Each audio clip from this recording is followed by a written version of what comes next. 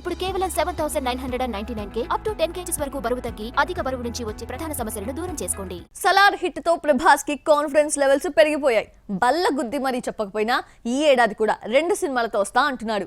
ఏ సినిమాలతో వస్తున్నాడో చూసేద్దామా? ఏడాదికి 2 సినిమాలతో అలరిస్తానంటూ ప్రభాస్ చెప్పి 5 ఏళ్లైంది. బాహుబలి 2 ప్రీ రిలీజ్ లో ఇక నుంచి ఏడాదికి 2 సినిమాలు వస్తాయంటూ మాటిచ్చాడు. కానీ కుదరలేదు. 2020-21లో అసలు డార్లింగ్ కనిపించనే లేదు.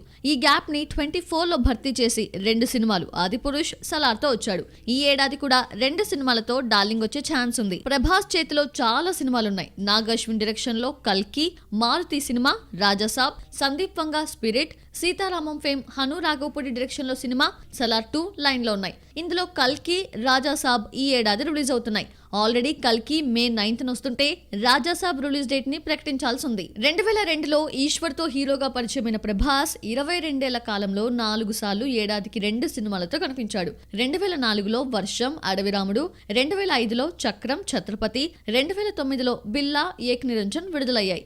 లాస్ట్ ఇయర్ ఆదిపురుష్, సలార్ తో వచ్చాడు ప్రభాస్. 4 ఏళ్లు మినహాయిస్తే 2013 వరకు ఏడాదికి 1 సినిమా మాత్రమే విడుదలైంది. రాజమౌళి చేతిలో పడడంతో 2014, 2016లో ఒక్క సినిమా కూడా రాలేదు. సాహో ఫ్లాప్ తర్వాత 2 ఏళ్లు గ్యాప్ రాగా దూకుడు పెంచిన ప్రభాస్ ని చూస్తుంటే ఇక నుంచి ప్రతి సంవత్సరం 2 సినిమాలతో వచ్చే ఛాన్స్ ఉంది.